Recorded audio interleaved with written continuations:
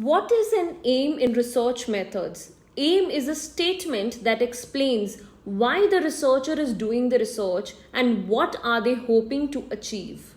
So once you have an idea on the research, that what you are going to do your research on, what your research is going to investigate, after that we make a statement that clearly summarizes that what the researcher is going to investigate in this research project. The aim generally consists of the variables that we are using in the study. For example, I am trying to investigate where I want to see in my research that how coffee is impacting the sleep of a person. So here the two variables are there, coffee and sleep. So my aim would be to investigate whether the amount of coffee has any impact on the amount of sleep of an individual. So this is an aim where I'm saying that what is the purpose of my study, what I'm trying to achieve, and what are the variables that will be included in the study. It is always best and wise to keep the aim as short and crisp as possible. So if hypothesis is a tentative statement where a researcher predicts that this is what is going to happen in the research. Hypothesis is usually made before the research starts. So I make a predictive statement. If I am a researcher and I want to study that how coffee impacts the sleep of a person, for example. So I make a predictive statement that more coffee a person drinks, less is their sleep. So this is a predictive statement I make before I actually start my research. So once I make a predictive statement, I start doing the research, whatever the findings are, that findings either support my hypothesis or rejects my hypothesis. So if actually the findings say that yes, the participants had lesser sleep after having more coffee, so this is going to support the predictive statement, the hypothesis that I made before the start of the research.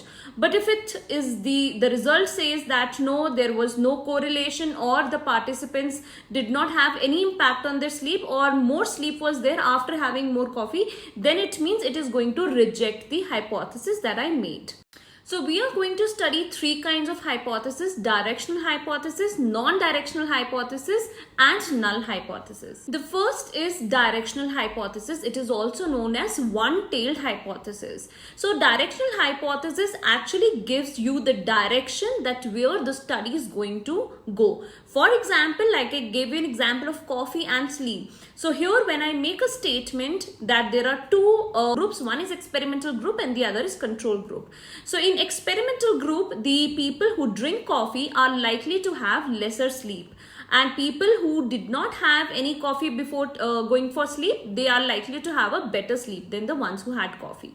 So now I know that this is the scenario where in directional hypothesis the researcher already has an idea that this might happen. So basically they have an idea of the field that they are going to do research in. So that is why they give a directional hypothesis.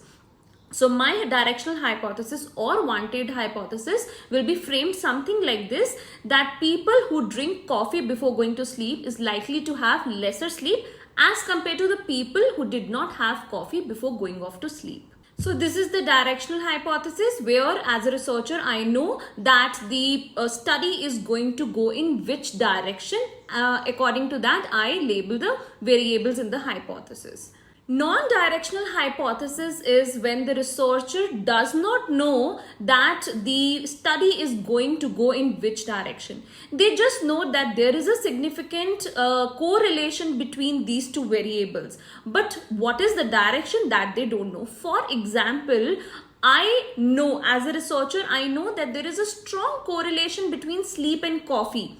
But I don't know that whether more coffee is going to have more sleep or less coffee is going to have more sleep. So what is the direction? More coffee, less coffee, or more sleep or less sleep? How the direction is going to go in my study, more or less, this I don't know. The direction is not known, but I know that there is a correlation between these two variables. That is called a non-directional hypothesis. So I am going to frame my hypothesis, the non-directional hypothesis, in somewhat this manner.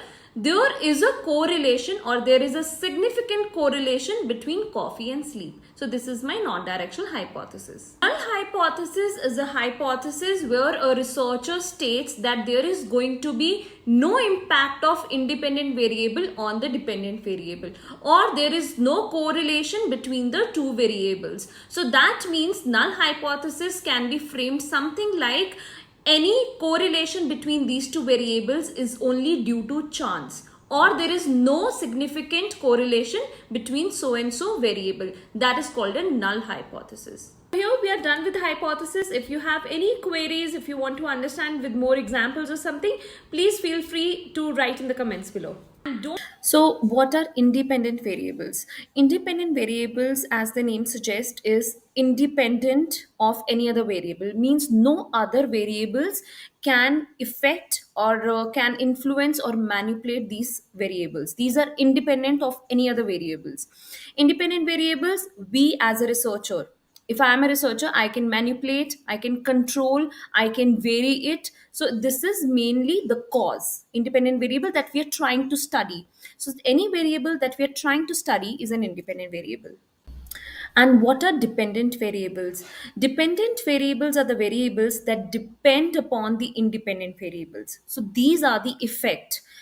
When we change, we vary, we manipulate the independent variable, whatever the outcome comes, that outcome is called as dependent variable. Okay, let's take an example here. Let's say I'm a researcher and I want to study if weather has any effect on the cycling performance. So I take two conditions and two participants. I call the first participant and tell him to cycle during the rainy day. Then I call the second participant and tell them to participate to cycle on the sunny day. Now, here I'm seeing if weather has any effect on the cycling performance. So, weather here. So, what is the cause? It is the weather, whether it's a rainy day or it's a sunny day, and how that weather is impacting, or what is the outcome, how a cyclist is performing on these different independent variables. Their outcome performance will be the dependent variable. So here, what is the IV, independent variable? The weather. And what is the cycling performance? It is the dependent variable because it depends upon the weather. So why IV was the weather here? Because weather is something that we are manipulating, not that I'm bringing in the weather, but I'm choosing that day when there is a different weather. So I, as a researcher, am taking different conditions. So when I'm taking different conditions, that becomes the IV. And why the cycling performance is the DV here? Because it is depending upon the IV, upon the weather. Okay, let's take another example here. Let's say I'm a researcher and I want to study whether eating chocolates have any impact on the hyperactivity of children. So I take two conditions here. Condition one, where there are 10 children in one classroom and I give them 10 chocolates to eat. There is second condition where in the second classroom there are another 10 children where I give just one chocolate to eat.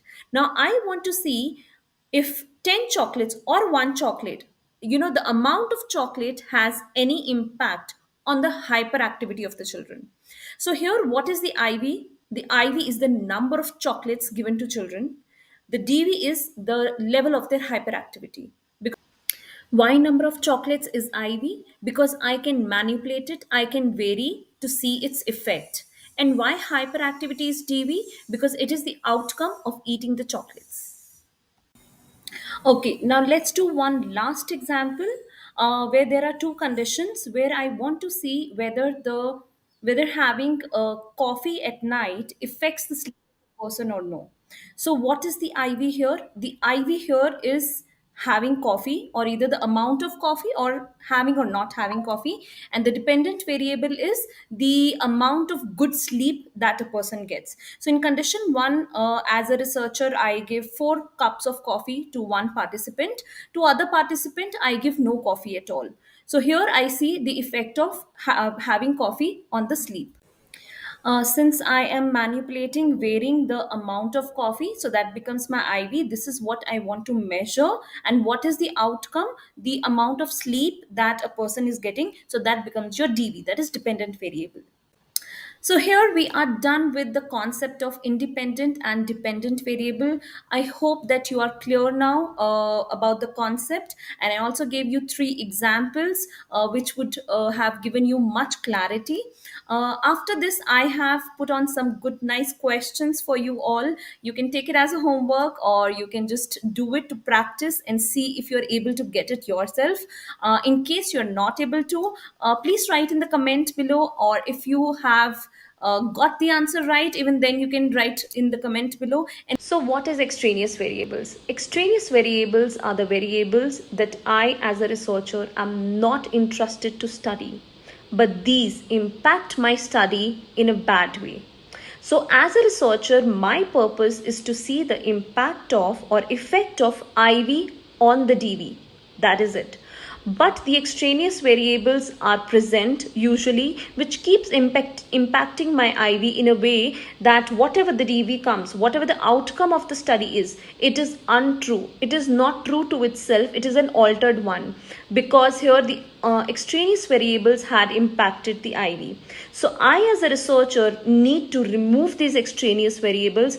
I usually label them as bugs that keeps bugging me. In last class, I had given you an example in what is IV and what is DV. Just a quick recap. So in this example, like you see, there are two conditions. One is rainy season and one is sunny season.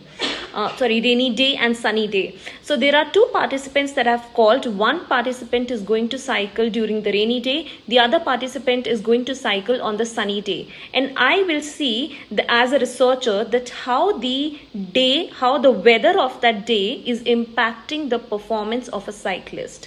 So here the IV is the weather that has an impact on the DV, the performance of the cyclist. So if you have seen my previous video, you would be much clear about what is IV, what is DV. But anyways, I have given you a quick recap on the same. So going forth here, what could be the extraneous variables? Can you guess it? Okay, I'll tell you. So the extraneous variables are the variables that impacts the IV and the DV is altered. For example, let's say the first participant in rainy season who has come, let's name him Job. And the second one who is on the sunny day, let's name him Steve. So Job and Steve are there.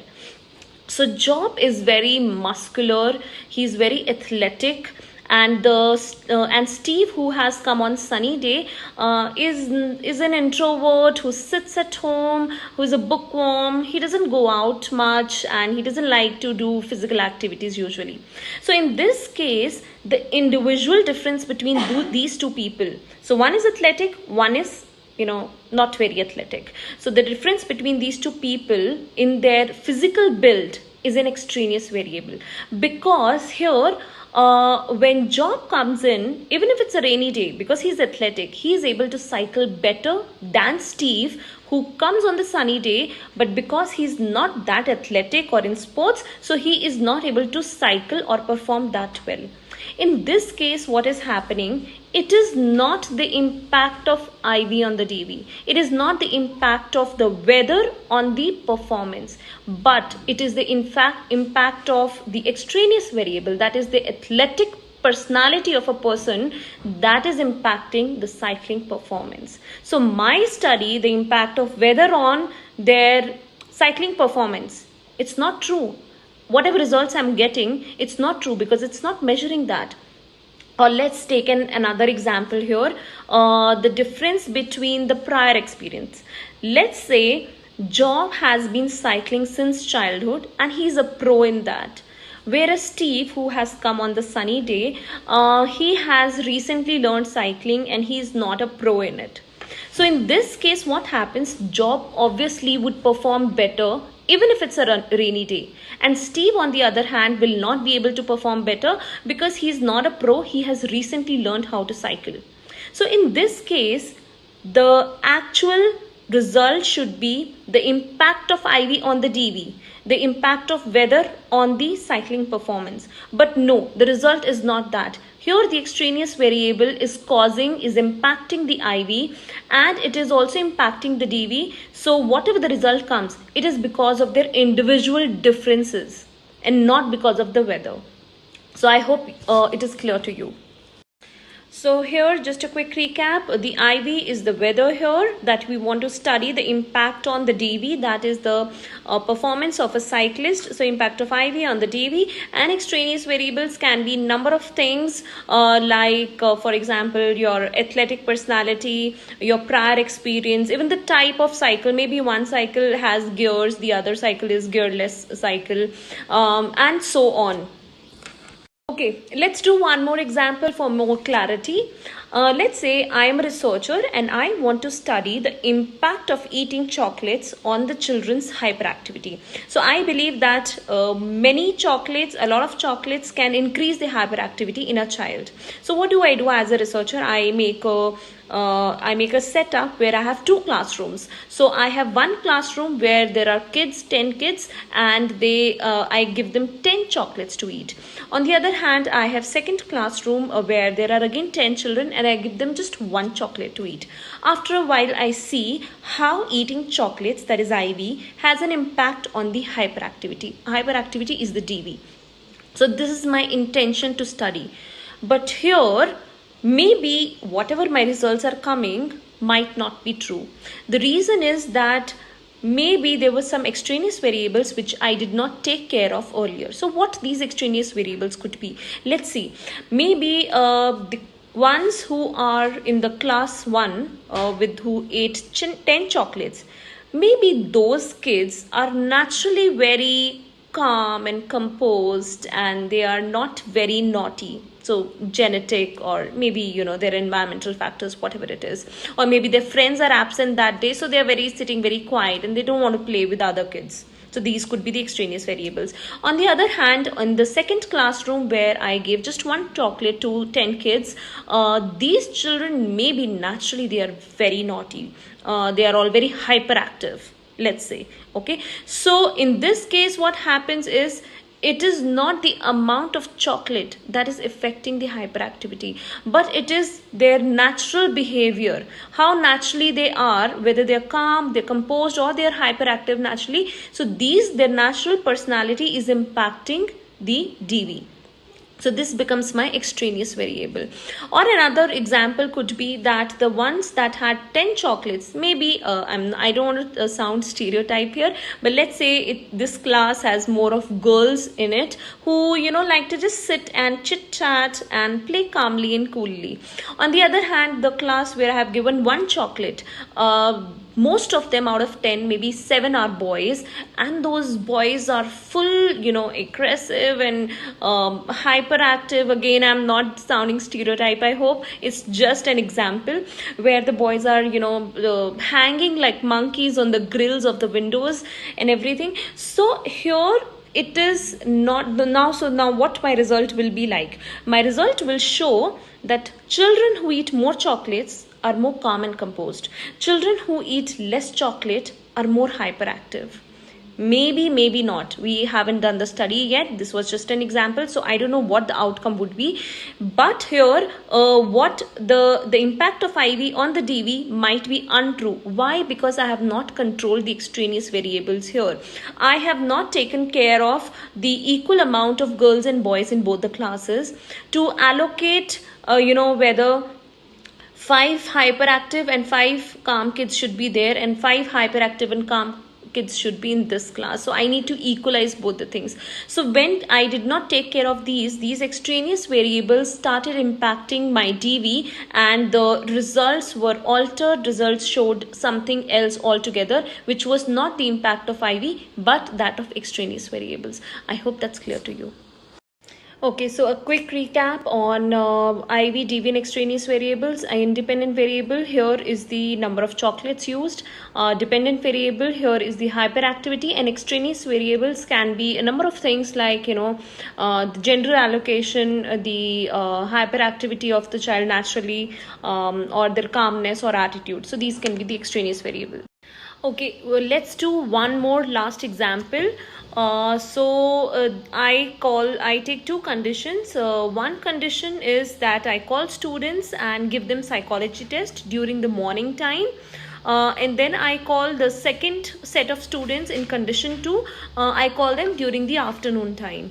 Okay, and I want to see as a researcher the effect of time on the performance on their test. So whether children are able to perform well in the test during the morning time, or are they able to perform well in the test during the afternoon time. So this is what I want to check. So you are clear with the IV and the DV. The IV is the time of the day, the DV is the performance on the test. Now there could be extraneous variables which as a good researcher I should be taking care of. Number one, maybe the extraneous variable could be that one set of students, either the morning ones or the afternoon ones, let's say the morning ones, they were better, they performed better because they had already prepared or they had done the revision of psychology. But on the other hand, the other students who had come during the afternoon, they had not done the revision of psychology. This could be one extraneous variable. Second, the interest in the subject. Maybe one set of students or students in one of the conditions, they were more interested in studying psychology, the other were more towards economics or maths or any other subject, and they didn't like psychology too much. So these are the reasons, maybe their IQ level, their preparation level, the interest of the subject. Another example of this, maybe one set of students in the morning when they came, they were giving the test, it was quite calm environment outside their class, they were not getting disturbed, so they did their test really well. But let's say the second set of students, when they were doing it in the afternoon, there is a music class just adjacent to the class where the test is happening, and the music class is going on. So due to the loud music that is happening, because of that they get disturbed and they're not able to perform well on the test. So these are all the extraneous variables that is impacting my study. Okay, another quick recap. The independent variable here is the time of the day, whether it's morning or afternoon. The dependent variable here is the performance of the students on their test, psychology test. And extraneous variables can be number of extraneous variables here that are affecting independent variable. Those could be their own IQ, their concentration levels, disturbance from external environment, or their prior preparation of the subject, the interest in the subject, and so on. It is very important for a researcher to control all these extraneous variables. If these extraneous variables are not controlled, they will keep impacting our study, and whatever the result comes in, those will be very untrue or altered. So it is important that these extraneous variables are well controlled. So how do we control these extraneous variables? The very first way to control these extraneous variables is standardization. Standardization is a terminology which you'll be using again and again for in your grade 11, 12, BSA level, or DPI 1 or 2. Whatever it is. So standardization is when we give instruction, the researcher gives instruction to all the participants in a same way. All the procedure, all the aspects of the procedure is carried out in exactly the same way, unless and until we plan to study the differences. So for example, if I have to give instruction as soon as the participant comes in, it has to be same for the all. The external environments, like any noise element or any different kind of benches given to the student, or any different classroom for the students, if they're my plan is to study their hyperactivity. So it shouldn't be like one classroom is full of toys and the other classroom is a plain classroom, like in my one of the examples. So obviously the one in where all the toys are, those students are likely to become a little more hyperactive after seeing the toys. So these kind of things these kind of things should be taken care of pretty well before in advance. This is called standardization, when instructions, the procedures, the environment, everything is same for all the participants, unless and until we want to study it. The next way to control the extraneous variables is taking care of experimental design. I will be having a full one exclusive video on experimental designs, where I'll be telling you different experimental designs, independent, repeated, and matched pair designs. So this right now in this class, it is not about experimental designs, but I would tell you in brief that to control the extraneous variables here, we can allocate the participants in the right way in different conditions. It shouldn't be like all the boys are in one condition, all the girls are in another condition, or all the athletic are in one condition, or all the non-athletic are in the second condition. So the individual differences between the participants should not be so much between two conditions that there is an imbalance and it acts as an extraneous variable. It impacts the study. So there should be minimum individual differences, as in individual difference is always going to be there between any two individuals in the world, but then we need to allocate the participants in such a manner to all the given conditions so that their differences are balanced out. For example, we have 4 participants. Now 2 of them are athletic, 2 of them are not that athletic. So what can I do to balance it out? I use one athletic and one non-athletic to condition A, and I use one athletic and another non-athletic to condition B. So there is a balance out between both the things, okay, both the conditions. So this is how I can take care of the extraneous variable. One more way of removing the extraneous variable is removing the biasness, called as blindness. Under this there are 2 subcategories: single blind study and the double blind study. Again, I'll be using altogether a different video for the same, but now to brief it out, to understand how it can become an extraneous variable. So sometimes what happens is that, for example, I am a researcher and then there is, this participant is there. So when I'm doing the study, I tell the participant, this is the study of what the study is about. It could be because of the content of the study that the participant knows that he's being studied. He might alter his behavior deliberately. He might fake or pretend or alter his behavior, which can give me untrue results. So in that case, I can use single blind study. Means I know that whatever I'm giving it, whatever resource I'm giving it to him, it is intent to measure this, but the participant does not know what it is about. So this is a single blind study. So if the participant doesn't know, then it is he cannot be biased. He cannot pretend if he doesn't know in the very first place. Another is second subcategory in this is the double blind study. In double blind study, neither the participant knows nor the researcher knows. So we both don't know that which is what. For example, I'm giving them, I don't tell them that it's an IQ questionnaire. Now, suppose there is this IQ questionnaire or questionnaire of some kind of behavior to study. So neither I know and nor the participant knows what this question is about. So if we don't know, he cannot pretend, he cannot fake write the answers. Or if it's an observational study, if I'm observing the participant, I don't know what I'm going exactly observing here, but I just need to make notes of it. So neither a researcher knows nor the participant. Only after the study gets over, we get to know what the study was really about. So in this double blind and single blind study, we are able to remove any kind of biasness which can act as an extraneous variable. The last kind of extraneous variable that I'll be talking about here in this video is removing the demand characteristics. Now, what is demand characteristics? I haven't explained this term in any of my videos till now. I will be explaining it in the video in future that I'll be uploading. But for now, I'll just give you a gist of it so that you understand. Demand characteristics is another terminology that you might come across or you'll be using it again and again. It means to get hints. Demand characteristics is nothing related to demands. It means to get hints, to get an idea of what the study is about. So what happens when a person gets an idea what the study is about, they may pretend, fake or change their behavior, and which can lead to untrue results. We don't want that to happen.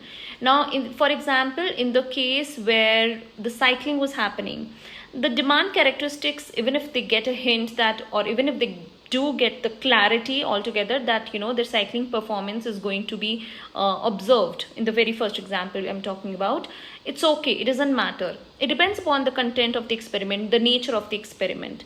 So in that case, it doesn't matter even if they get a hint. But for example, if the children, in the second example, if the children get to know that I am giving them the chocolates to study their hyperactiveness, okay, so maybe now here, if they get the demand characteristics, means if they get the hint of the study, they might change their behavior. They might see, oh, this teacher is going to, or this researcher is going to study my behavior, that how hyperactive I am.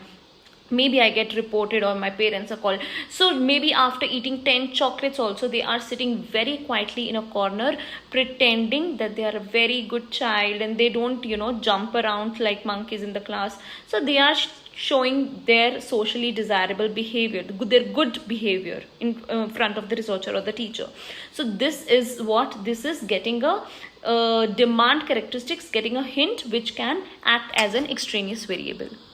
So here we are at the end of the video, and I hope you got a clarity, you understood it well, that what extraneous variables are. For your practice, I have put up some questions here. You can try doing it. These are just hypothetical questions or statements. Not just extraneous variables, you can also try to identify what are the IVs and the DVs here along with the extraneous variables. You need to imagine what could be the extraneous variables here.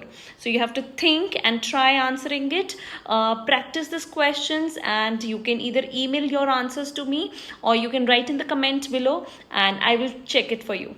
So what is experiment? An experiment is a study or a research which is carried out in a very strategic manner. There are different variables and our purpose is to see the effect of one variable on the other. How these, what is the cause and what is the effect? Usually the cause is the independent variable and the effect is the dependent variable. Experimenters usually collect data from either two experimental conditions or from either one experimental condition and one control condition, and see what and compare the data to study the cause and effect. Cause and effect can only be inferred if all the other variables in the experiment that is impacting the dependent variable are well controlled. Experiments usually have a standardized procedure, means standardized instructions, standardized procedures for all the participants across the conditions, unless and until any condition that we need to study.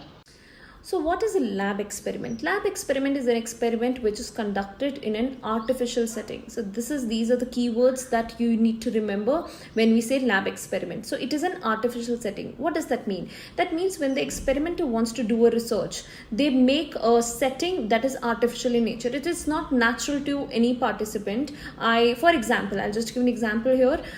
Maybe I want to see that how kids behave in a certain way.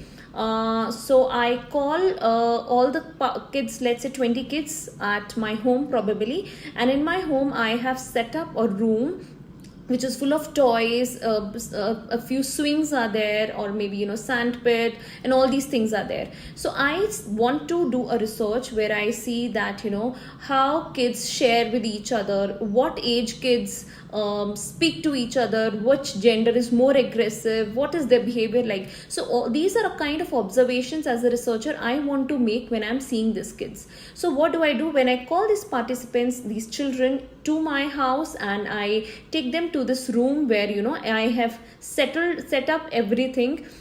This is an artificial setting. This is not natural to them. This is something that I have artificially made up. So this is called a lab experiment. Now here in lab experiment, one of the most important features is that the extraneous variables are very well controlled by the experimenter. I can take care of the noise pollution, I can take care of the lighting, I can take care of which who all participants can be part of my study. I can take care of what kind of toys I want to keep in my setting, or real swings, or how the setup should look like. So it is very real. It is very natural by the researcher. It can this is what lab experiment is. Mall, theater, or whatsoever the experiment can be taken place. So for example, I'll just take the same example that I took for the lab experiment, calling children and seeing their behavior. So So instead of calling these kids to my house and seeing, noting down all their behaviors, I plan to go to some random park and see all these behaviors there. So this would be the kids playing in their own natural environment, in their real world setting. So this will be called as field experiment. Now the most important feature of field experiment is usually it is very difficult for a researcher to control the extraneous variables. For example, I'm not the one who is controlling what all toys they'll be bringing, or what kind of swings are there, or what kind of weather is there. Maybe that day it starts raining and hardly any kid comes, or maybe that day, some kids' best friend hasn't come, so they're sitting very quietly, otherwise they're very hyperactive, or that day maybe, more boys are there and less girls are there, so there is not equality of the gender. These are a few things that might affect their behavior, and these extraneous variables, as we know, always have an effect on the DB, and the outcome is not usually because of the IV, but by the impact that last is the natural experiment. So here the natural experiment is set up in a natural setting, but it is where the experiment is held out in a very natural environment, real world setting. So this is the major common thing between the natural experiment and the field experiment. The biggest difference between field experiment and natural experiment is that in field experiment, I as a researcher can control the IV, manipulate the IV, and choose the IV. But in natural experiment, I cannot manipulate the IV, I cannot vary the IV, I can only choose the IV. I'll give an example. In field experiment and lab experiment, I have given you an example of park. Now, when I said be it an artificial setting or a natural setting, so in both field and lab, I was the one who was, choosing or manipulating the independent variable, which all participants are going to come, and which park I need to go to do the experiment and all that. But in natural experiment, what is happening? I can only choose the IV. I cannot manipulate it. For example, I want to see how people are behaving, or how their lifestyle has changed after the earthquake has happened to them in their place. So for example, there is a country where earthquake has happened and the life of people have changed. So now I want to study their this change in behavior. Now obviously here I cannot manipulate the IV. IV is the earthquake. How their lifestyle is now is the DV here. Here I cannot manipulate, I cannot bring the earthquake anywhere. Obviously I can only choose the place where this IV has happened already. Another example is if I want to compare two conditions. One is to see how children grow up when they have both the parents, and how children grow up when they're orphans, when they don't have the parents. So I need to compare these two groups. Now this is also a natural experiment because here I can only choose those those children who have parents or who don't have parents. Obviously I cannot make a child go parentless. That is not in my hands, obviously. So I can only choose those participants who are into these conditions. So this is called natural experiment. In a way, it is common to the field experiment. It is in real world setting, but at the same time, I cannot manipulate or vary the IV. I can only choose the IV. That makes it a natural experiment.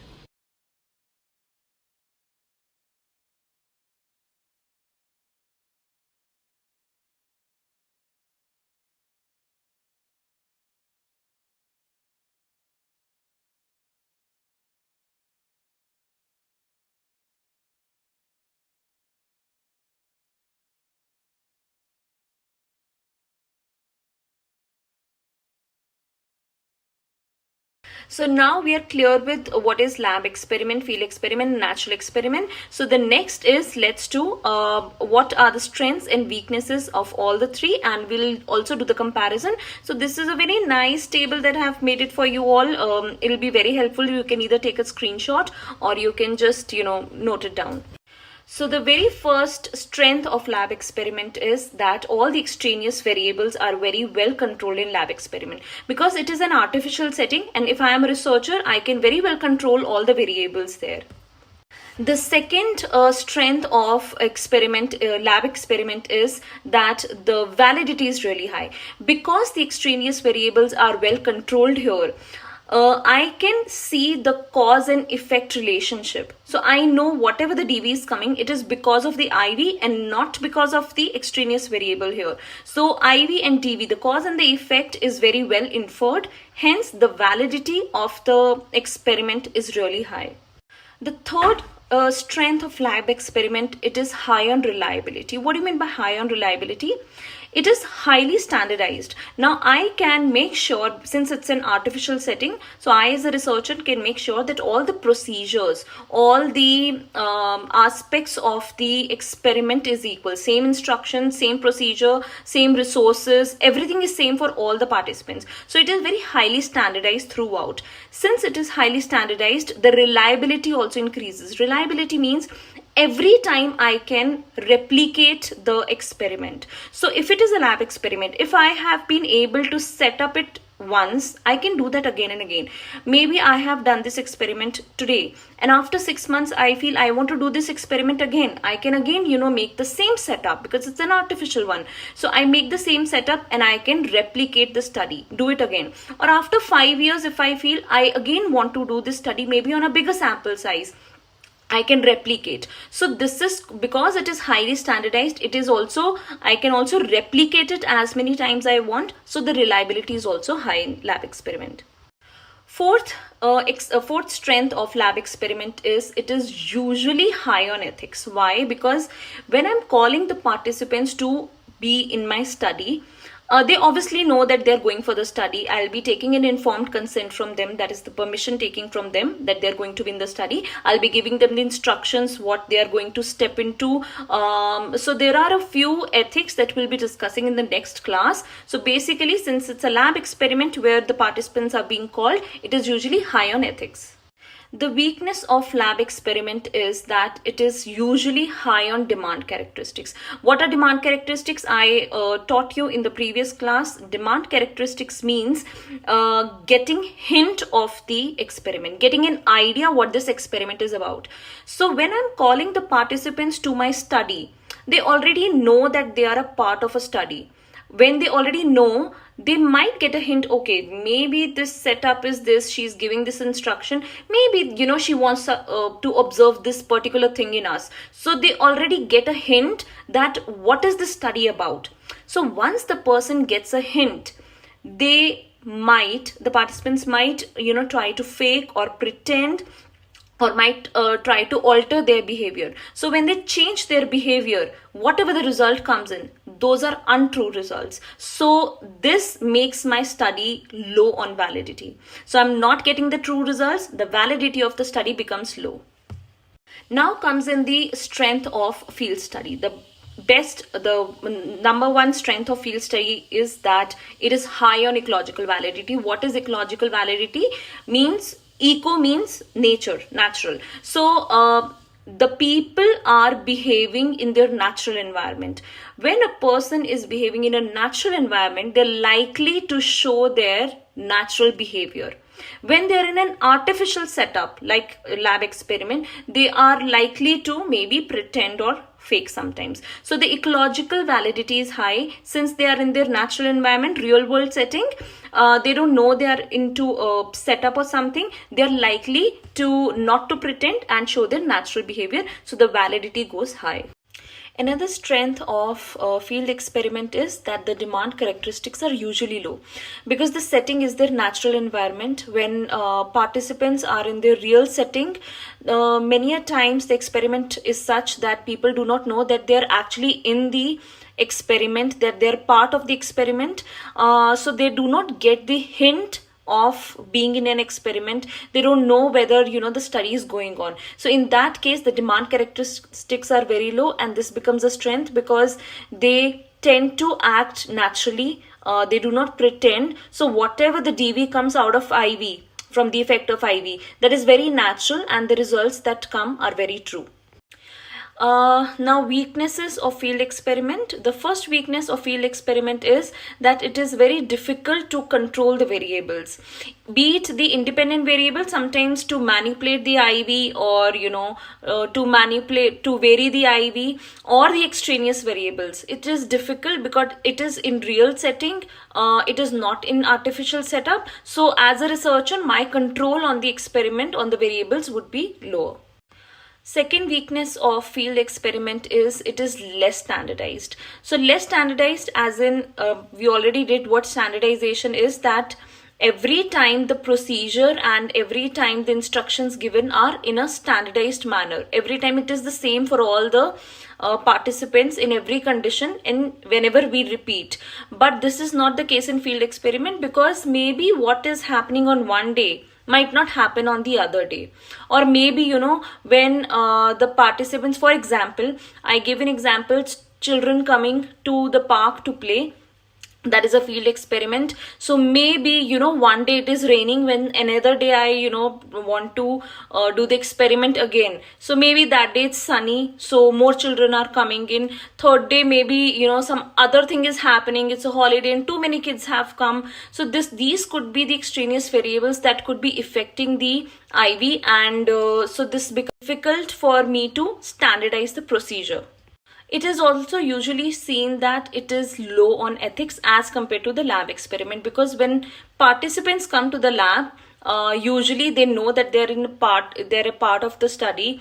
We take the informed consent, we follow all the ethics. But when we are in the field experiment, very likely these participants whom we are observing in their real world setting, they are not aware that they are being studied, so they are not able to give us the permission. So when informed consent is not there, it is usually low on ethics.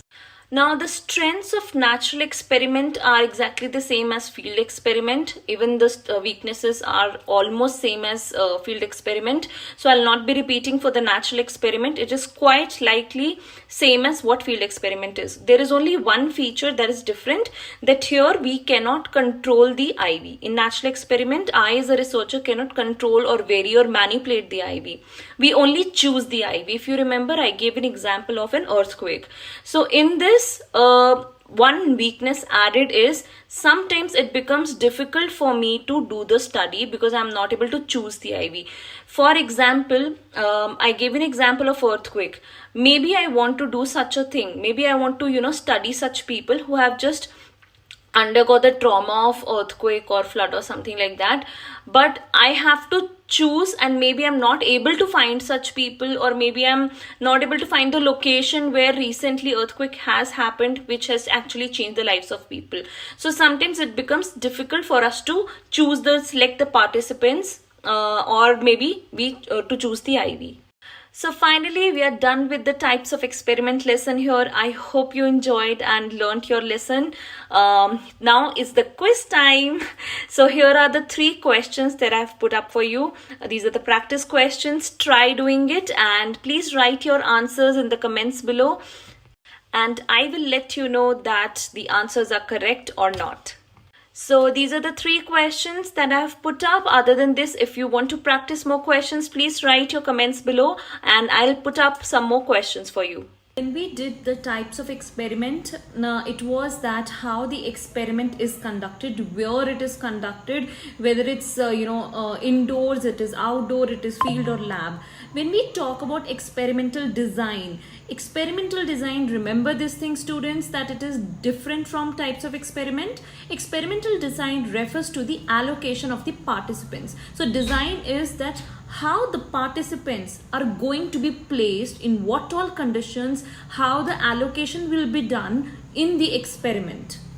And we are going to do 3 types of experimental designs. One is independent measure design, second is repeated measure design, and third is matched pair design. So first let's get started with what is independent measure design. So what is an independent measure design? Independent measure design means when all the participants are allocated in different conditions.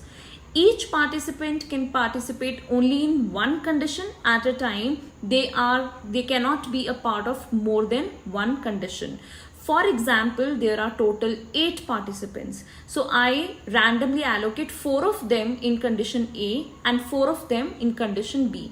I'll give you an example here. Let's say our 8 participants are named as A, B, C and D, and W, X, Y and Z. So A, B, C, D will go to condition A, and X, Y, Z, W, X, Y, Z goes to condition B. So they are separate in 2 different conditions.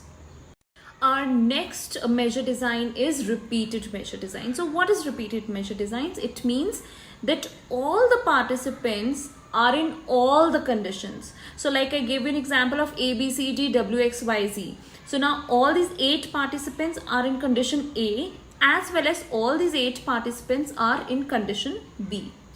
So they are repeated in both the conditions or more than 2 conditions. So hence it's called repeated measure design. Third is matched pair design. So what is matched pair design? It means that there are different participants in condition A and condition B, just like independent measure design.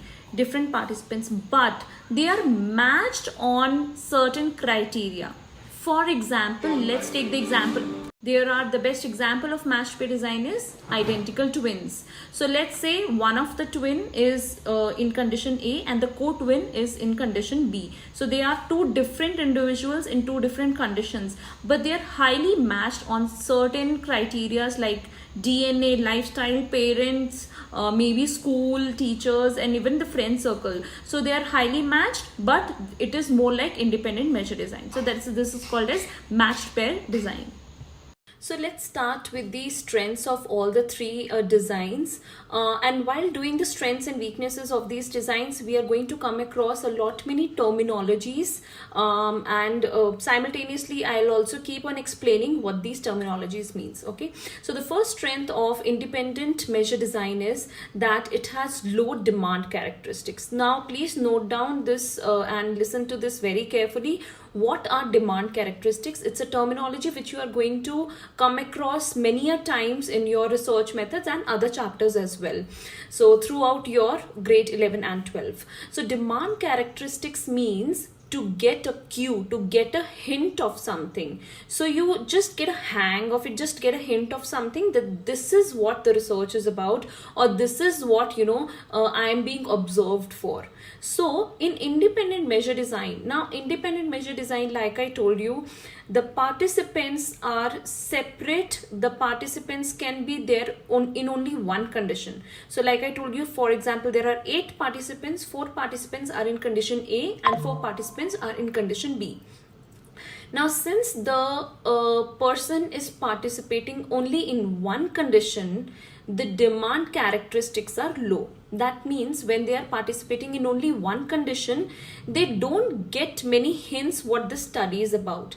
Now, imagine if a participant is in both the conditions, condition A as well as B. After, being in A, they might get a hint, okay, this is what the study is about. And when they go to the B, they will already have a hint, and then because they have a hint, they might start to pretend or fake or, act something. They try to change or alter their behavior. So that is the reason in independent measure design, the hints that participant get, hints means demand characteristics. So the demand characteristics or hints that participant get are very low because they are participating only in one condition at a time. So by the time they finish their condition, they are during that condition 1, they don't get many hints. Second strength of independent measure design is that it has no order effects. What do you mean by order effects? This is another terminology that you need to note down. Again, an important one. Order effect means, so order effect has further 2 subcategories. Now, it has 2 categories, fatigue effect and practice effect. Now, what is fatigue effect? Now, for example, if a participant is there in condition A and then they go to condition B, maybe while they were in condition A, they got so tired that when they went to condition B, they were already very tired and they performed low. I'll give you an example here. Now, let's say somebody who is in condition A for cycling during the rainy season. Now, they're cycling and I'm seeing how their performance is. So after that, when I tell them to go to the condition B, that is during the sunny day. Now they are already so tired in condition A that when they go to condition B, cycling during the sunny day, the performance during the sunny day is very less. They already, they are already tired, they have got cramps or muscle pain or things like that. So the performance is low. Now here, this order effect or fatigue effect is the extraneous variable that is, altering the DV, altering the results, and it is not the effect of IV actually here. In independent variable, there is no fatigue effect because the person is not taking part in two conditions. They are taking part only in one condition. So there is no chance of getting tired as such. Second is the practice effect. Practice effect is when a person gets a hang of it, good practice of it. So for example, if I have to do a test or a maze, solving a maze in condition A and during daytime, and in condition B during the night time, I have to do the maze. Okay, and the study is that how well I perform while doing the maze during daytime or during the night time. Okay, so now when I do it during the daytime, the maze, I get a very good hang of it, I get a practice on it. So when I do during the night time, I am able to do it very quickly, not because the night time is having an effect on my maze performance. No, it is because in condition A, I got a very good hang of it, I got a good practice on it, hence I was able to work well in the condition B.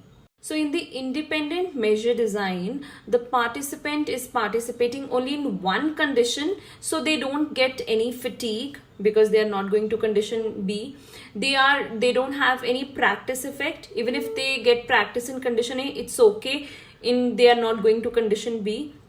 They are participating in only one condition, so there are no order effects. There is going to be no effect of fatigue or no effect of practice, hence no order effects happening in independent measure design. So it's a very good thing. This is an kind of an extraneous variable that we are avoiding.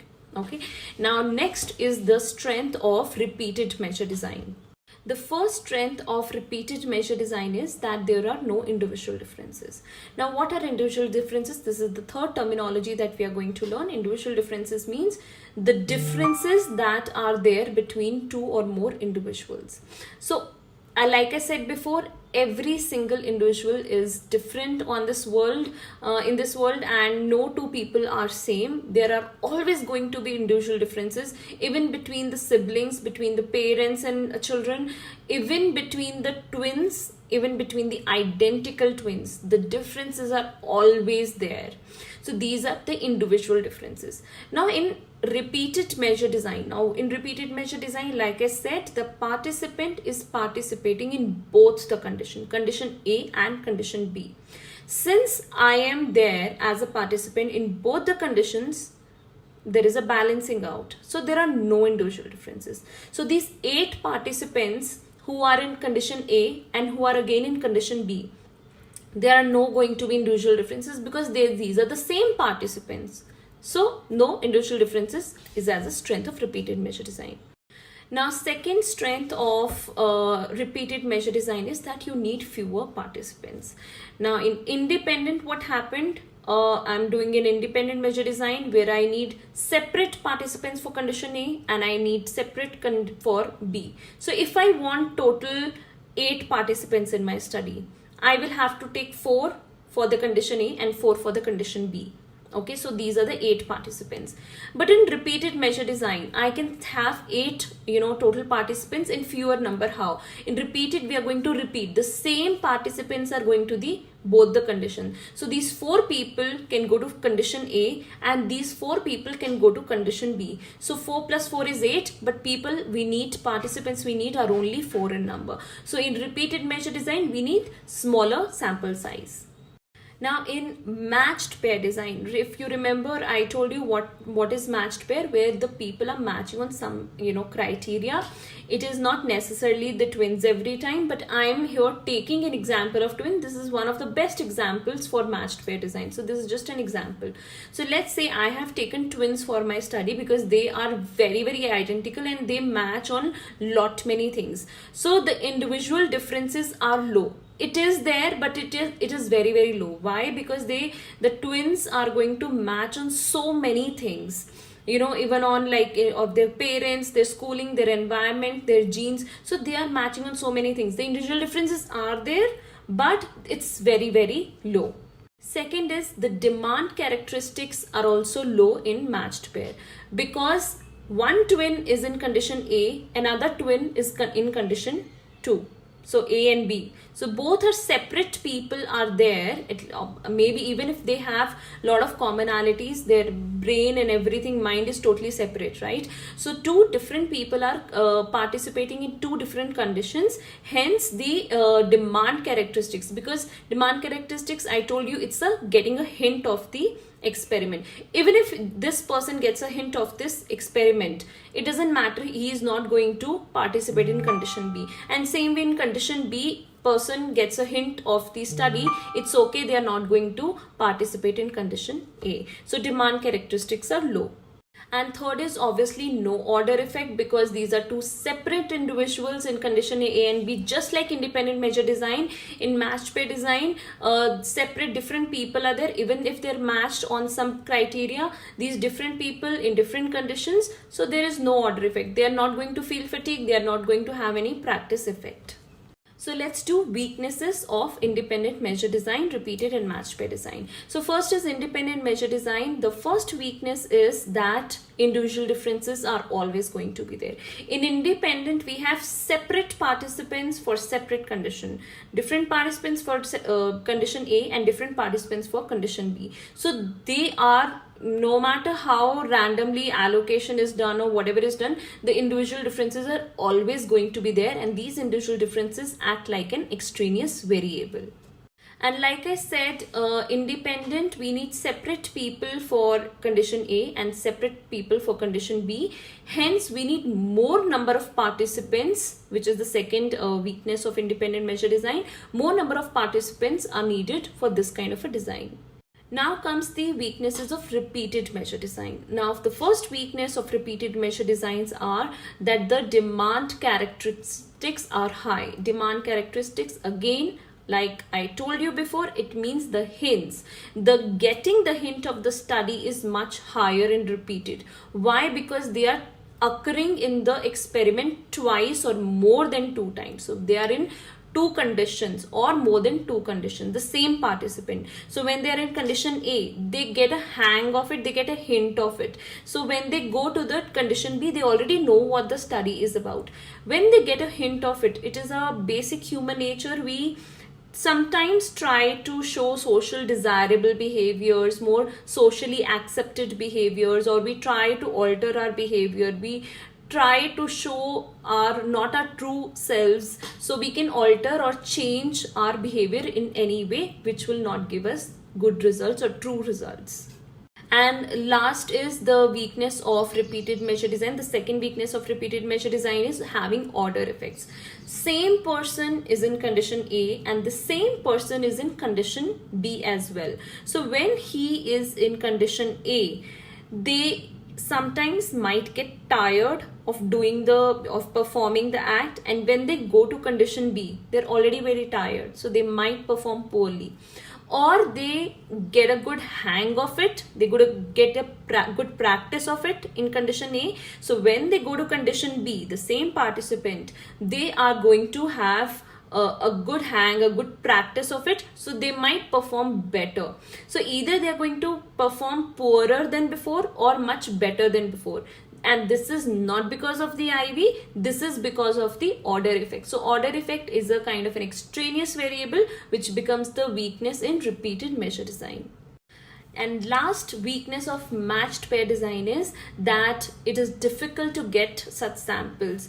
To bring in such samples where individuals are matched, highly matched on some criteria, like I gave you an example. Let's take the best example, that is of twins.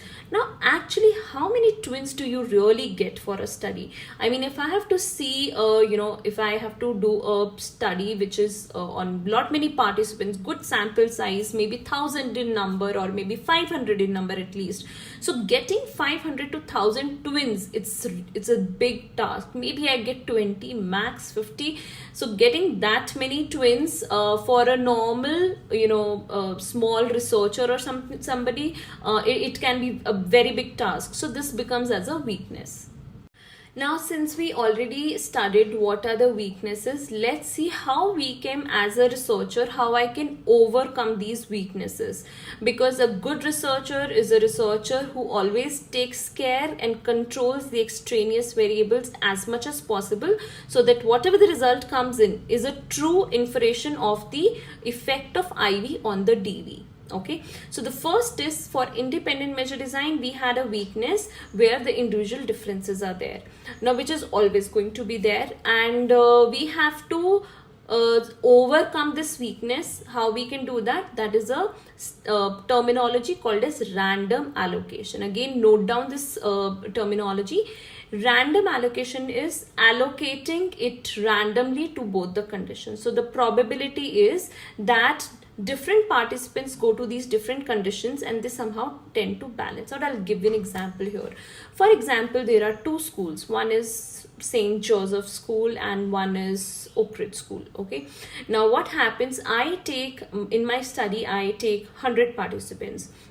I take 50 from St. Joseph's and I take 50 from Oak Ridge School, and I just put 50 of these in condition A, all St. Joseph School students in condition A, all Oak Ridge students in condition B. Now what is this? And the test is on maybe their GK. Okay, so the test is on their GK.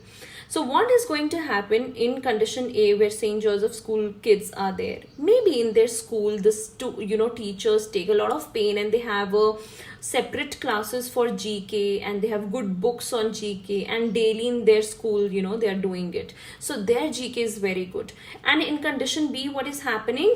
Maybe in their school, they are in Oak Ridge, they are maybe more like into sports and all, and they don't do much of GK or anything else. So they are all into sports and other extracurricular activities. So what is happening? The B part is going to perform bad. So now the competition is not between A and B, between Oak Ridge and St. Joseph. We want to see that how adolescents or how children or school children, how good GK of school children is. Okay, so this is my research. So if I have to do that, I need to randomly allocate these, because there are a lot of individual differences because of their school that I have chosen. So what I do, I just take 50 from St. Joseph and 50 from Oak Ridge, and I mix them, shuffle them up, and randomly allocate in condition A and B. Okay, so when I do that, some girls are here, some girls are here, some boys are there, some boys are there, some age differences, some 13-year, 14-year are here, some 13 and 14-year are in condition B, and even from the schools, some St. Joseph's children are here, some are in condition B. Some Oak Ridge children are in condition A and in condition B. So this random shuffling is happening. There is whatever individual differences are there, they get balanced out. So that is how random allocation we can take care of the individual differences. Now second is a little bit confusing, so listen to this very carefully.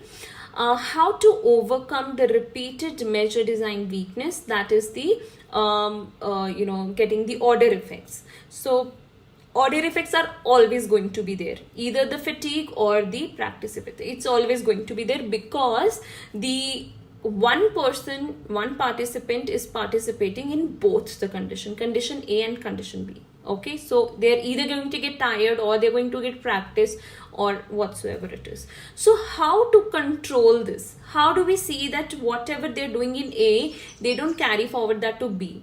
Okay, so in this, the technique of overcoming this weakness is called as counterbalancing. Okay, now in counterbalancing, what happens? I have these 8 people with me. Okay, 8 participants with me. I tell these 4 participants to do task A first and then do task B.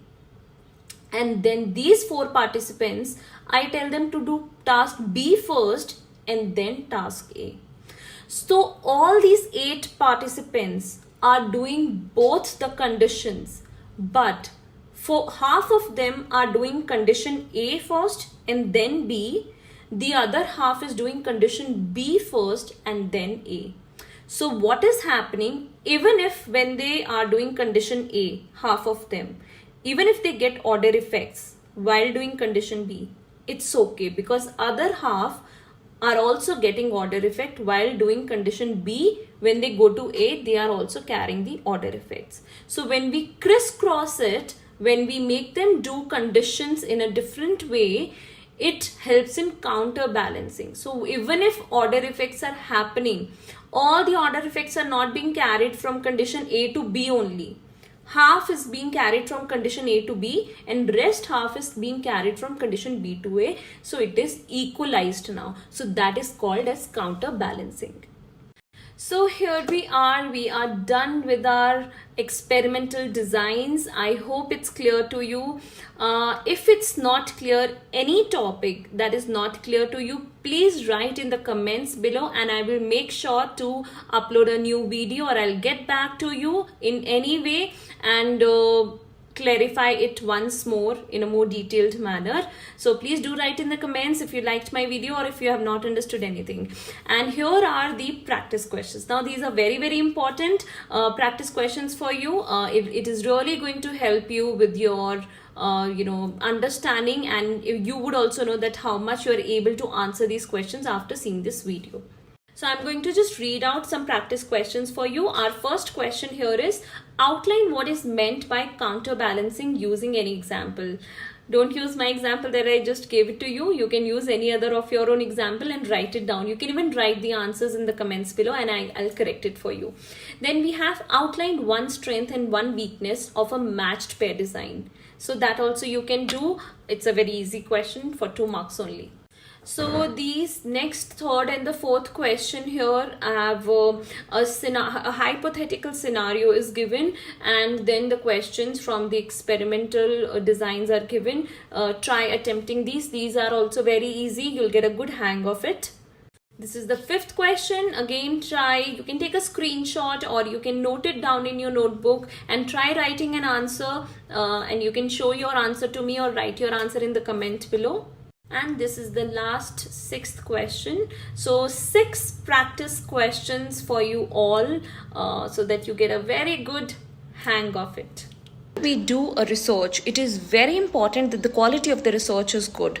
So what do you mean by quality of the research? Means the validity and the reliability of the research should be very good. Whatever methods we are using, the techniques we are using, the tools or whatever the procedure is should be of good quality and in the right way. Only then whatever results come in are the true results. Otherwise it can very badly affect our results. So many students, they interchangeably use the terms reliability and validity, but they are not used interchangeably. They are very different.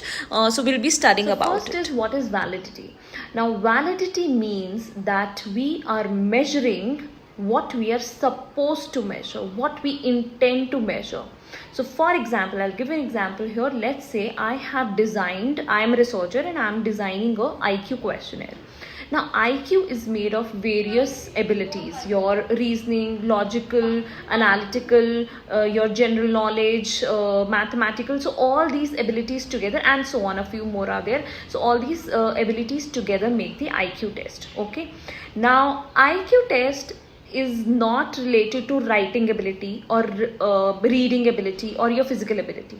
Okay, so these abilities are not counted in IQ. Even your emotional ability or your social ability is not a part of IQ. So if I am designing a questionnaire, it should have all those abilities or those questions that are relevant to IQ. If I am putting in a question of writing ability, which is not related to IQ, if I am putting a question of reading ability or physical ability, which is not related to IQ, that means I am not measuring what I am supposed to measure. So the validity would be low of that questionnaire. If I am using any question that is supposed to measure what it intends to measure, only then I would say the reliability of my test, of my research is higher. So validity is very important. Validity means what it intends to measure. Next is reliability. So what is reliability? Reliability means consistency. Okay, validity was accuracy, reliability is consistency. So consistency means that every time I use that questionnaire, it is going to give me same or the similar results. For example, I am using a personality questionnaire. So I have designed a personality questionnaire. For example, it is given to me and I do the questionnaire, and the result comes is that I'm extremely introvert. Okay, now after like 2 weeks or a month, I again do that questionnaire and my personality is coming out that I am extrovert, and after 6 months I again do it and it comes I'm extremely extrovert. So now this is completely unstable. There is no consistency. Whatever the results are coming, randomly. It is coming, it is not coming same or similar. So in that case, I would say the reliability of the questionnaire is very low. So the questions are to be designed of a questionnaire in such a way that every time you perform that questionnaire, whatever the results come in, it has to be consistent every time a participant attempts that questionnaire. Maybe after 6 months or 2 weeks or after 1 year, because personality is not going to change. More or less it is going to be the same. The basic nature is going to be same. A little bit difference can be there. That is why I'm not saying same, but similar results should be there. There can't be a drastic change from extremely introvert to extremely extrovert. It cannot be like that. So that is why reliability is consistency. Every time if my results are coming same or similar, I would say that the reliability of this questionnaire is high. So let's just compare on a few aspects, validity and reliability. Here the validity first is that it is measuring what it is supposed to measure, and reliability here means that every time I am measuring it under the same conditions of the same participant, it is going to give me a almost similar result. Tested or assessed, validity I'm going to assess that whatever the answers coming, it is resonating well with the concepts or the theories that are there. Okay, and how reliability is assessed, that every time on different times of the same participant under the same conditions when I'm doing, it is giving me a similar result. Now this third one is little tricky. How is it relatable? Now understand one thing. If a questionnaire is valid, it is most likely to be reliable as well. But if it is reliable, it might not be valid. So what does it mean? So it means if it is valid in nature, that means the validity is high.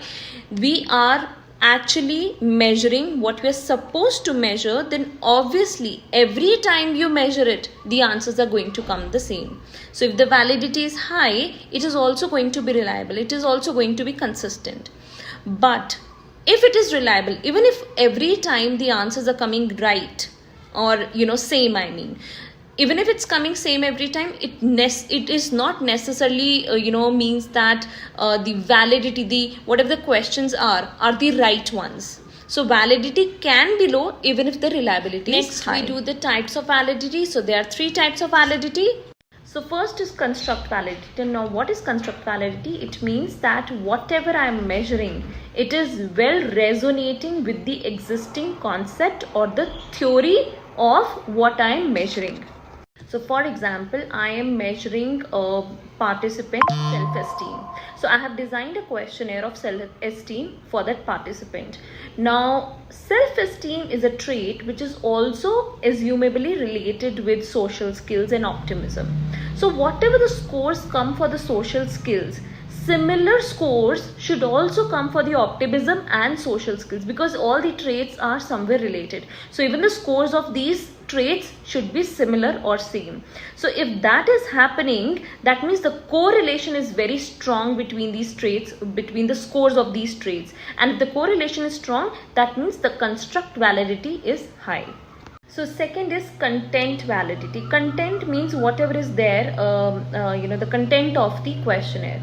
Content validity means that I am covering all the aspects, only then I can say that it is highly valid. I'll give you an example. I just gave an example sometime back of the IQ questionnaire. Now IQ questionnaire is consists of various abilities. It is logical, it is reasoning, it is mathematical, it is your general knowledge, your analytical skills. So all these abilities are there. Okay, now for example, when I am making a questionnaire, I only put general knowledge and analytical skills. That is it.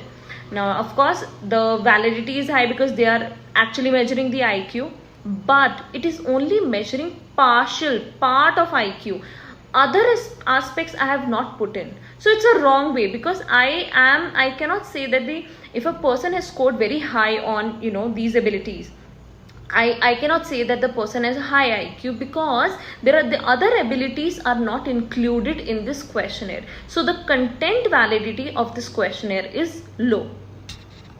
Third is the criterion validity. It means that whatever we are measuring, it very well corresponds to the other aspects of the same concept. For example, there is a region where all the voters are there, and I ask them, I do a survey and I ask them which political party you think is the best, or with which political party you are the happiest, and what are your feelings like. So I get all the positive feedback for one particular political party, and when the result comes in, the other party has won. So now here there is no resonance at all. On one time they were the voters were stating that they were very happy and they're highly satisfied with that particular political party, but when the result comes out, it's completely the opposite. Some other party has won. So here the results are not corresponding with what they had written in the questionnaire. So that means the criterion validity of my questionnaire is low. So I hope you understood validity. Now let's do the types of reliability. So the first is test, retest reliability. I already gave you example on this in the introduction. It means when we do a test and then we take a retest, the answers of both the tests should be same or similar. So for example, I gave an example before about the IQ or of the personality test, where one person is doing the personality test. So whatever the result comes in, like I have a typical kind of a personality, there are certain traits that I have that is basically in my nature, so which cannot be changed as such over time. So after 6 months, when I again take that test, retest, the answer should be same or quite similar. And after 1 year, when I again take the test, after 1 year, then again the test should be similar or same. So this is called test, retest reliability. Every time there is a consistency between the tests that I take. Next is inter-rater reliability. What does that mean? It means that if, for example, if I am a researcher and I rate a questionnaire, I take out the result or the scores after seeing the questionnaire or whatever it is, or as an observer, whatever notes I make. The same kind is also done by the other researcher. So there are 2 to 3 researchers or more researchers, and each researcher is giving a similar kind of result. So that means the inter-rater reliability is high of that test. So whatever the scores are coming, it is being analyzed same way or on the similar manner by all of the raters. Next is internal consistency. Okay, internal consistency means that within the test, whether there is this consistency or no. Let's say there is a personality test. I do the first 10 questions, and the whole questionnaire has 20 questions in total. This is just an example. In personality test, there are 20 questions. So I do first 10 questions and I take out the score which says that I am very introvert. Then I do question number 11 to 20, next 10 questions, and the answers come in that I am very extrovert. Now there is no internal consistency. On half of my questionnaire is saying that I am very introvert, and half of the questionnaire is saying how I am very extrovert. How is it even possible? It is not possible. So obviously whatever half of the questionnaire is saying, the same or similar, this next half of the questionnaire should also be saying, or different items should bring in the score or the result, what other questions or what other parts of the questionnaires are bringing in. So even if you split the questionnaire in 2 to 3 parts, the scores should be same or quite similar. So that is called internal consistency. So very important as a researcher to ensure that the reliability and the validity of your study is good, of your research is good. If it's not good, it is going to bring in untrue, bad results, not valid enough. So it is important that your validity and reliability is good. So you are a new researcher, how you're going to ensure it? So the first is that you make ensure as a researcher that whatever methods you are using to do the study, to do the research, that is an appropriate method. Sampling is also very, very important. Now if I want to study the if I'm doing research on, let's say, diapers or something, obviously my sampling cannot be adolescents. It has to be new mothers who have just given birth to the kids, or who have toddlers or newborns. So basically whosoever is using the diapers, their mothers. Or if I am doing something in the investment and banking research on that, so maybe a homemaker or some college going, most likely, or school person will not be the right sample. So I need to make sure that my sampling techniques and the sample target audience are the right for the study. Next is, how do you ensure that your questionnaire or your study research is higher on reliability?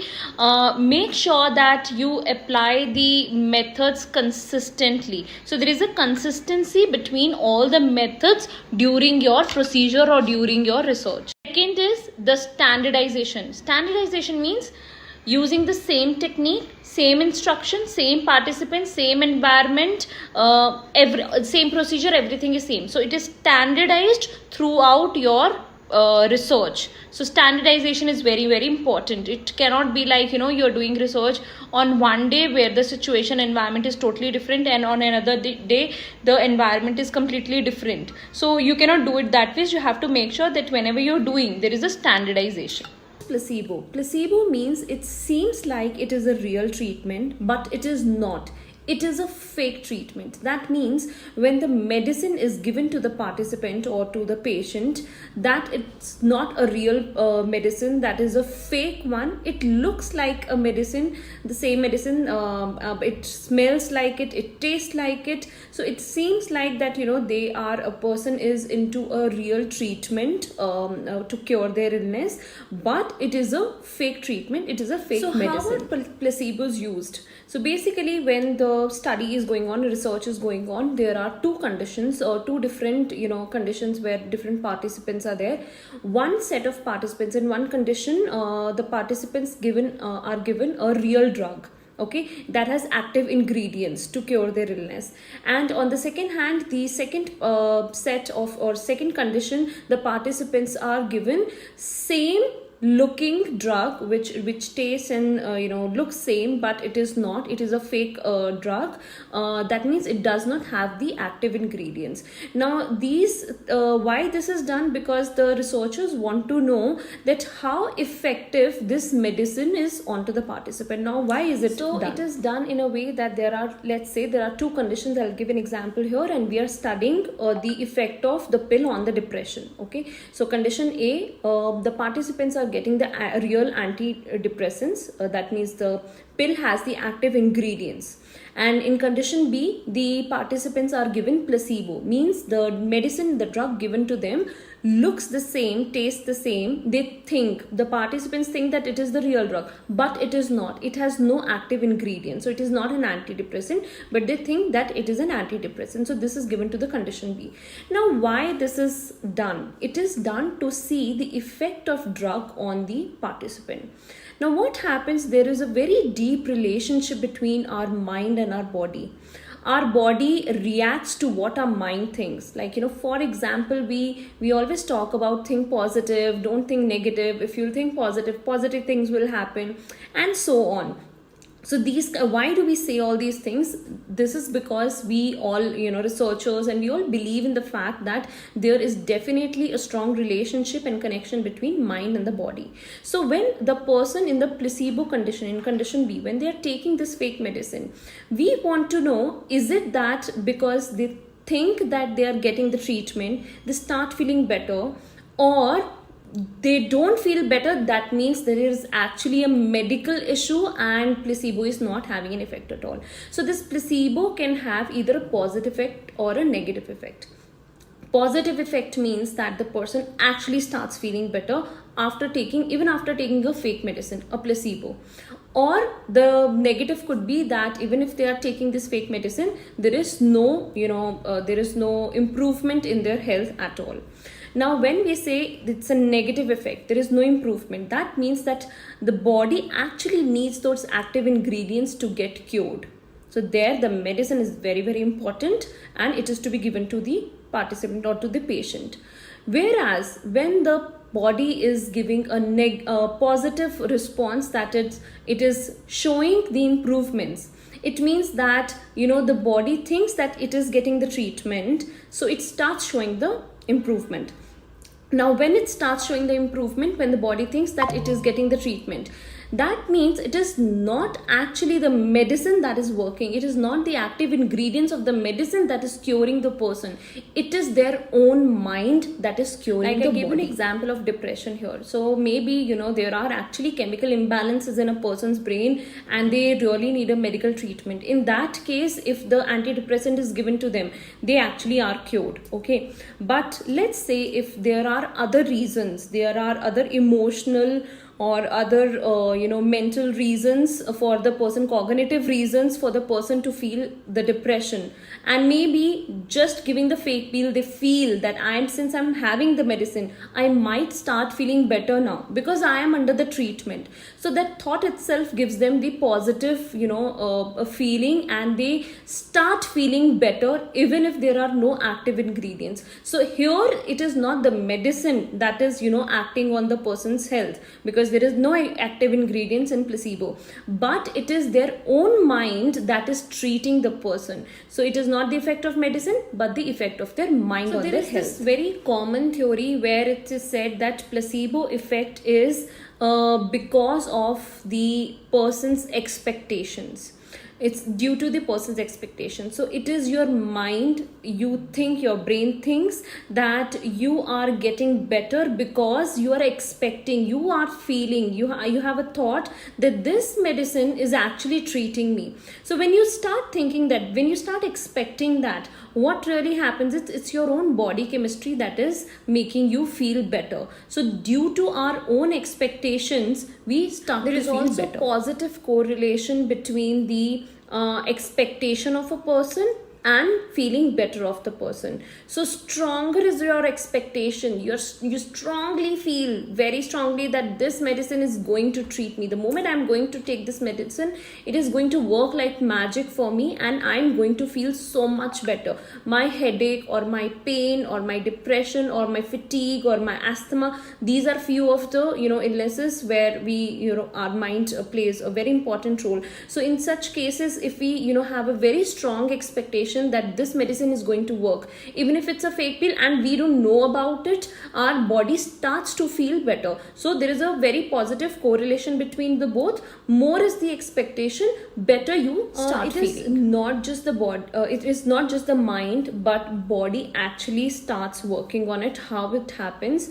There have been some studies, some researches where the researchers have seen that when the placebo was given to the person in case of the as a pain reliever, so the participant was under the pain and they took this placebo, the mind was expecting that I'm going to get better, my pain is going to go away because I have taken the medicine. So this expectation was there. So actually what happened, because mind thought that, the body actually started secreting endorphins. So endorphins is a natural painkiller that is secreted by our body.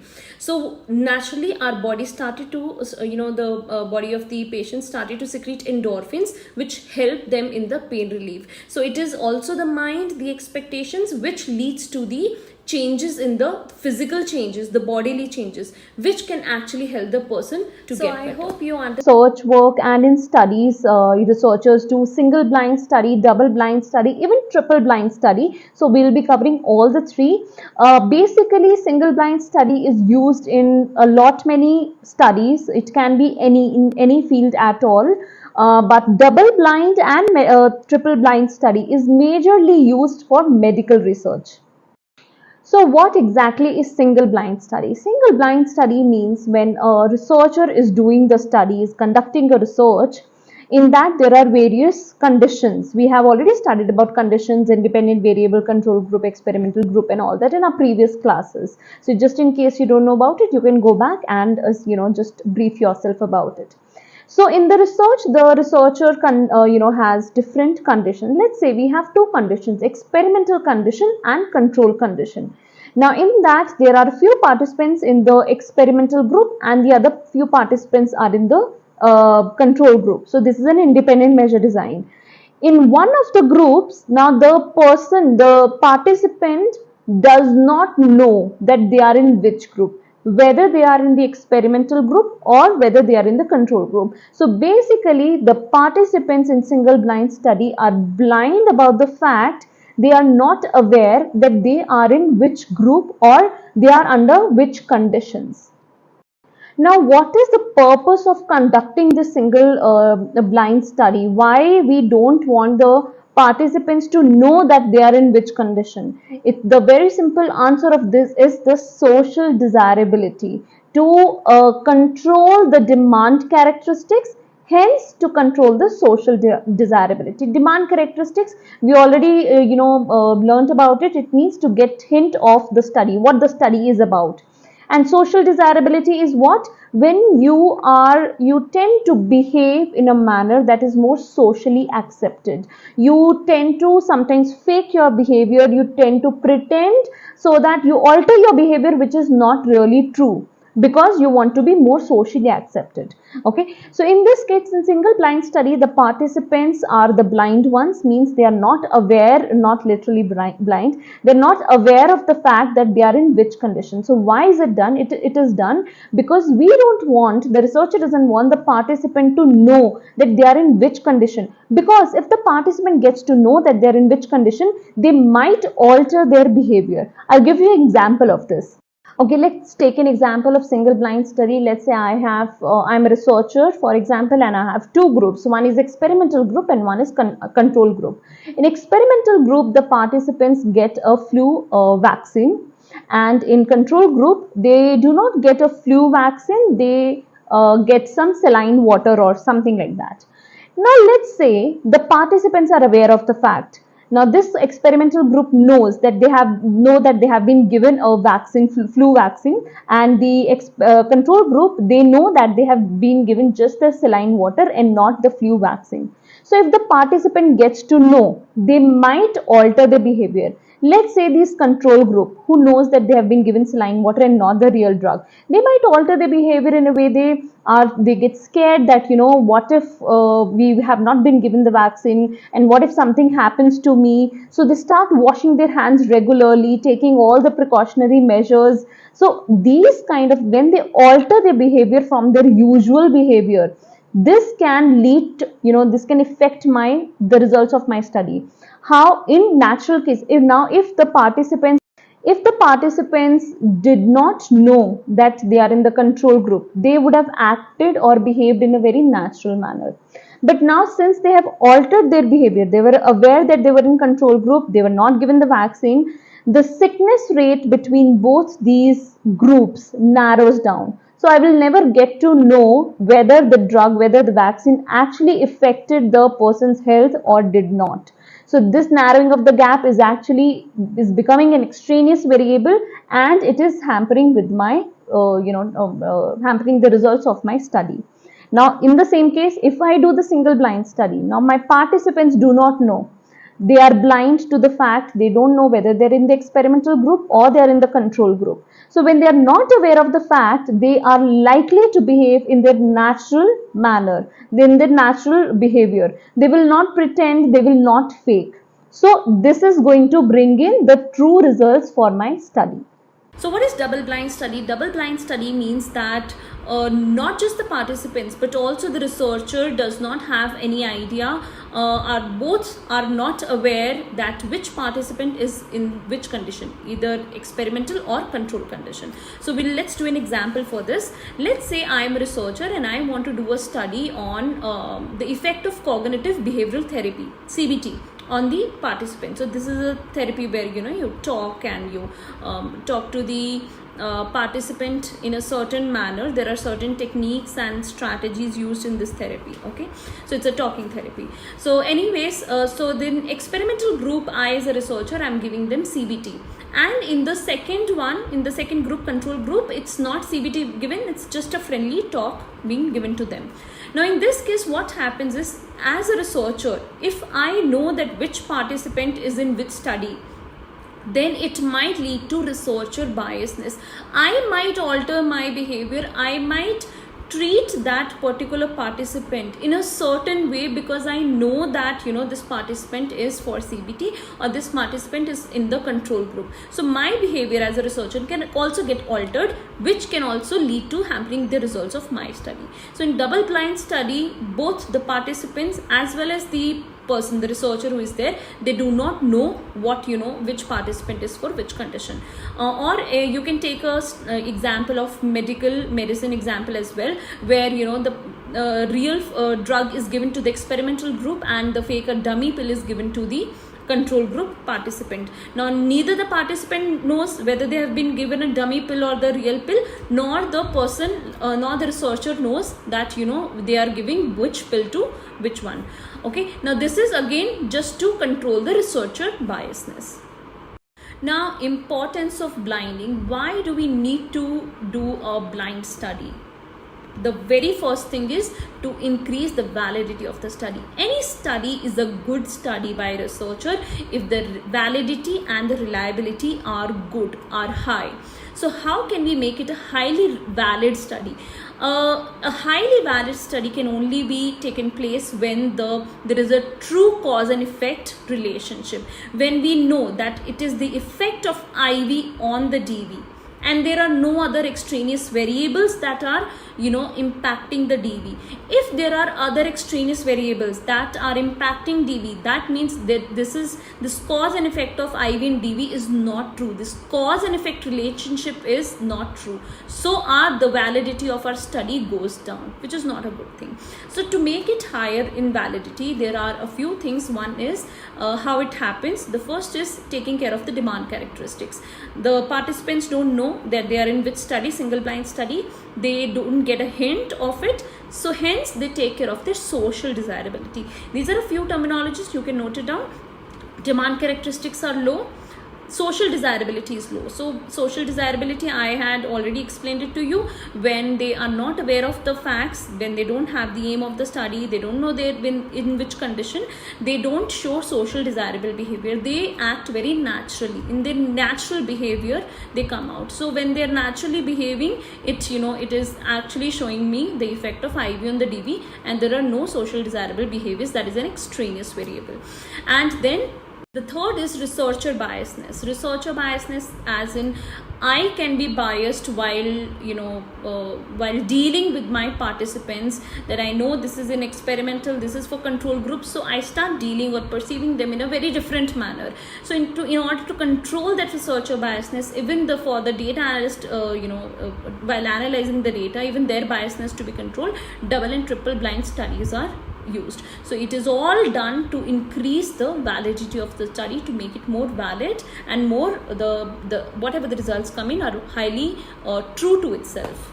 Our last point is inability to blind. Now sometimes every time for every kind of study, having a single or double blind study is not is not possible. So we cannot take care of these extraneous variables sometimes. Like for example, I gave an example of medicine about the pill drug. So there, if you give a real drug or a fake drug, they might not get to know. So there, single or double blind study, even triple blind study is quite possible.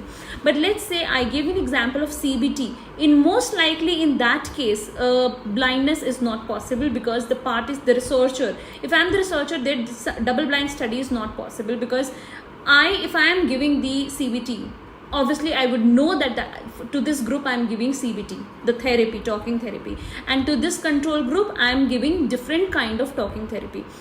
I am myself conducting the research, so obviously it makes it like quite obvious that I would know that what kind of treatment or what kind of therapy I am giving to the participant. It is coming from me. So in that case, double blind study is not possible. And so in that many cases, single or double blind studies are design is not possible, but we can take different measures or other measures to reduce the extraneous variables and increase the validity of the study.